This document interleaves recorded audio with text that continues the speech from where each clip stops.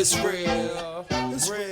You know the deal. You know the deal. Come on. Hey, it's Shanté. And I'm Natalie. And welcome to What's the Deal, a podcast powered by The Norfus Firm.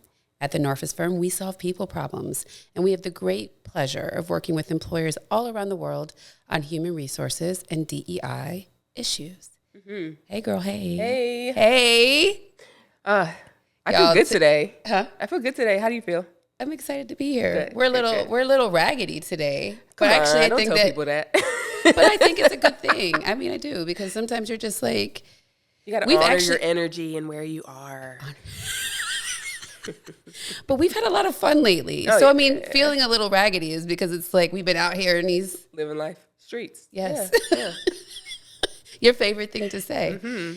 So what we were thinking about today, we, as those who listen to us know, we really do like try to bring in real trends, real things that people are worried about into and make it practical for the workplace, right? Mm-hmm. So one of the things that is actually recommended by a husband of one of our employees, which I love that we get to hear from all of the parts of the Norfus Firm family, Yes. of thinking about the difference between cultural appropriation and cultural appreciation. Mm-hmm. And I thought it was such a great idea because it is something we hear a lot about in the news when, you know, sometimes a brand puts out something that people are like, what? Mm-hmm. Or at Halloween when people are picking costumes. And so what is the difference between cultural appropriation and appreciation? Yeah. Freestyling. It is, it's a thin line though, like between the two. And so people get caught up in how to like, okay, is it this or is it that? But just because, you know, we love shared language, so we always have to start there. There's a lot of definitions of cultural appropriation and cultural appreciation. We're going to struggle with that today. Yep. We need like a little scratch. turntable. We got the headphones already, so we need the. But yeah, no. It basically what it comes down to is appropriation is really you're like dishonoring a culture, like aspects of certain parts of a culture, and then appreciation is really about honoring and leaning into it. And so we scoured the internet to come up with really great definitions of cultural appropriation and cultural appreciation, but we really like the definition offered by Greenhouse International. And basically it's about appreciation is when someone seeks to understand and learn about another culture. Mm. So it really is about the curiosity aspect of that. While appropriation is really just taking. Like it's not about necessarily wanting to engage with another culture. It's really about, oh, I like this thing. I'm going to take it for my own and make it mine. Right. And that's not what it is. And so we have to be careful in how we show appreciation for aspects of other cultures that aren't our own. Because I think that's also the distinction. It's a culture, it's an aspect of someone else's culture that's not ours, that we take on in a way that feels kind of icky. So we have to be really, really mindful of that. Yes. Yeah. So what does cultural appropriation have to do with the workplace? Why do we care about that? Yeah, so that's the hard part, right? Because we were even talking about this, like how do we make this relevant to our audience and folks in that listen to us who are really about, okay, how does it show up in the workplace? And so these high like societal concepts can be challenging, but they do show up. And it really, especially for the appropriation side of it, can show up externally, like when you're doing your external marketing or you're engaging with communities.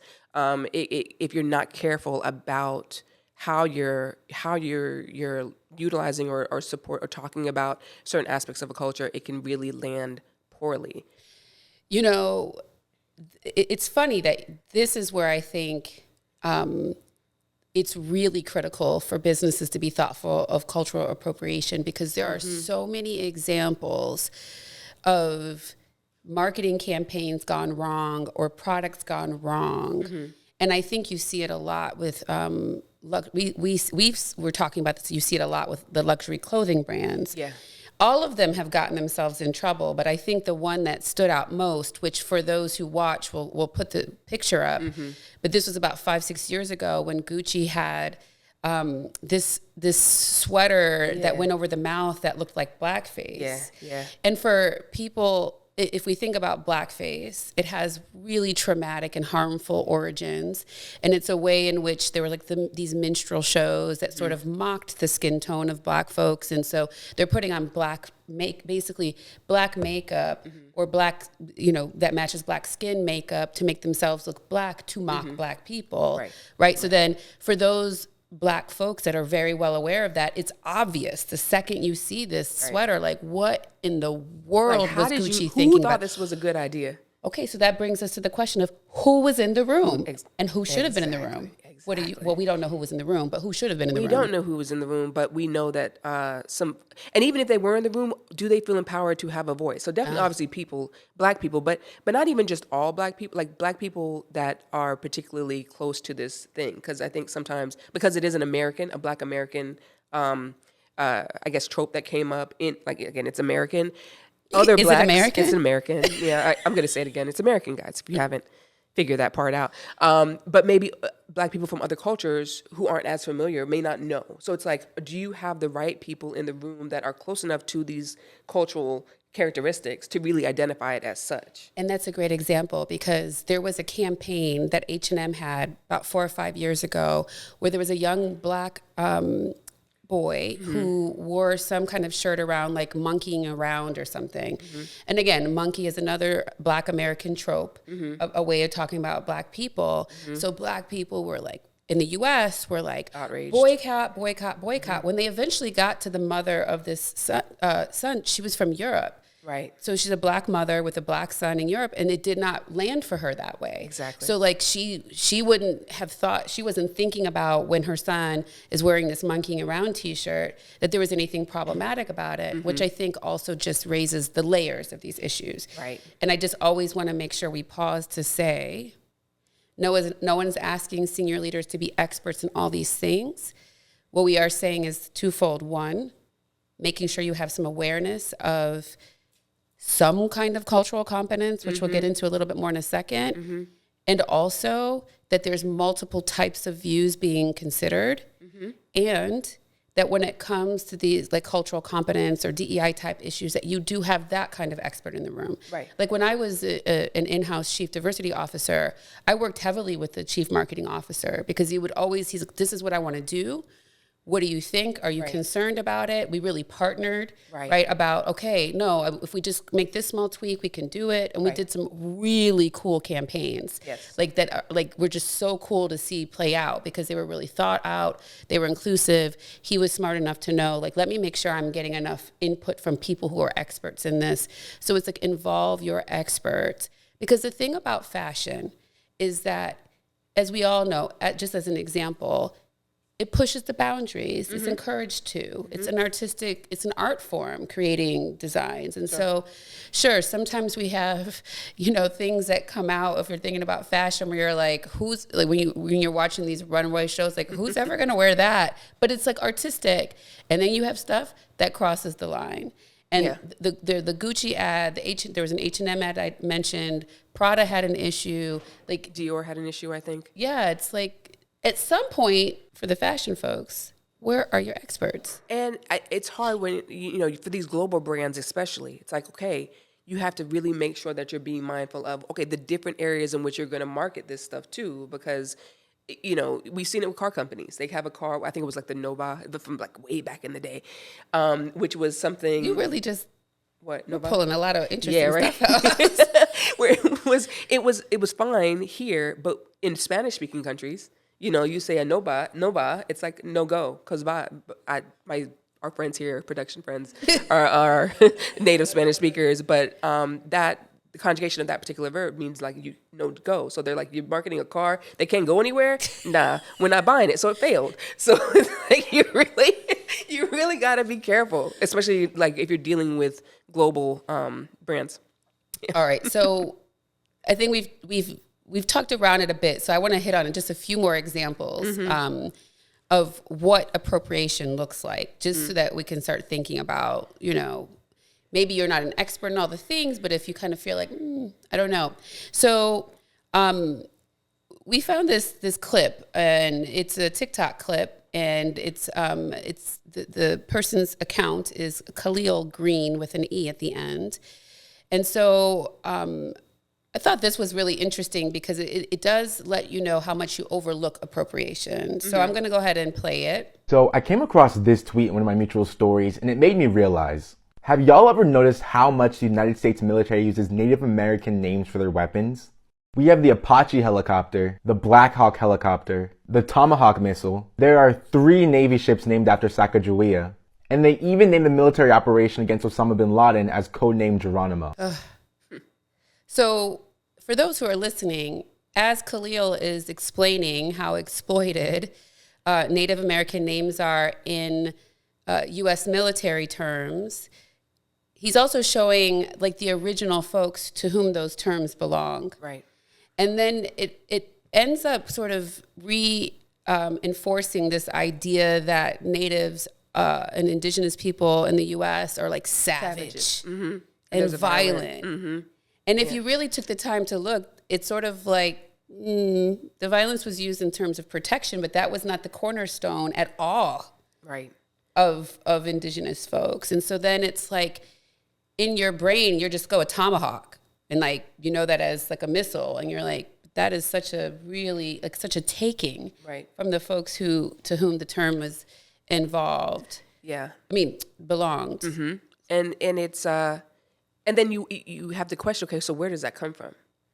Like, what is the bias or the indoctrination or something that's happening in the back of people's minds culturally, societally, where this is okay, that we're taking these aspects of different cultures and we're propagating it in this way. It's problematic. Because then it becomes just nomenclature. Yeah.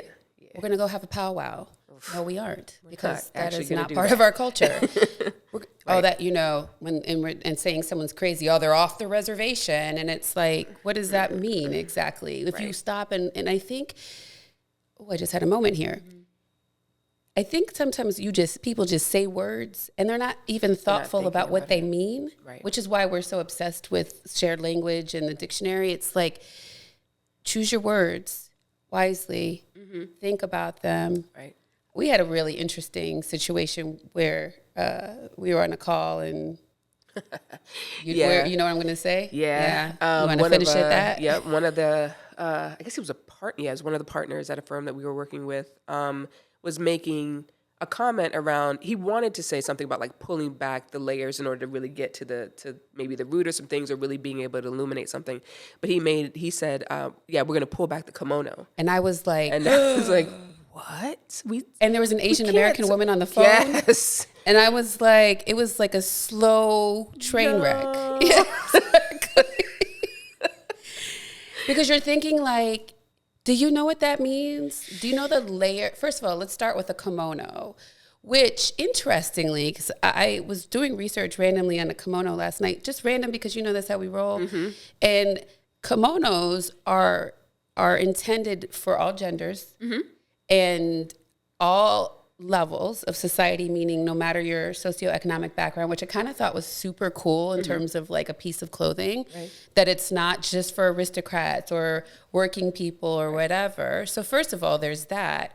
So this idea of pulling back the kimono also suggests that there's like just women out there like flashing or that they're, you know, kept women, or this really negative undertone. And you're like, what? It's like a layered issue. It sounds to me as if it's being done to them. Like whenever someone says that term, that statement to me about pulling back the kimono, it's always like, it's not necessarily that person is doing it, it's being done to them. So it doesn't even feel like it's necessarily like voluntary, right? It's something that's happening. And that's also speaks to the power structure that comes up with appropriation as well. Like the in group, the dominant group can do these things to people that aren't necessarily part, you know, that are have been subjugated or subordinated in society. And so it's really, really frustrating to see that come up in just everyday language. You know what, another one for me that really drives me nuts is when... Oh, she looked at y'all straight in your eyes. She's so you know how crazy this makes me, is when you hear like non-Black people do AAVE in situations like at work or... African-American vernacular English. Thank you for that. Yeah, African-American vernacular English. And they'd be like, yeah, so girl this, and hey girl, and that. And I'm like, first of all, I'm not your girl. Second of all, you don't talk to anybody else like Right, you're calling me girl, but you're not calling your white friends girl. And maybe you are, but you're not doing it in the same way. It's like there's a tone, there's an intonation, there's something in your speech that is very much reflective of that. And I don't know if you're trying to be relatable or what, but it's like, no. And in AAVE, which, not to go on a completely crazy tangent, but you'll see that and I'm just going to speak from my own experience as a Black American, because I know it's not limited to that part of the diaspora, but all of these 1 word or 2 word sayings have multiple meanings. Right. So if you're like, girl, right? We could go a lot of different ways. So when you're coming at it, it's like, do you even understand the nuance that's in these inflections? It's like, Correct. do you really get it? But that's the part where it's like you're taking it on as yours, but not really understanding. Correct. Or leaning into or wanting to understand the nuance that's in it. Yeah. It's really frustrating. Yeah. Guys. Okay. Really bad. Here it is. Diversity, equity, inclusion, and leadership. That's the deal when you know what you're dealing with. Learn how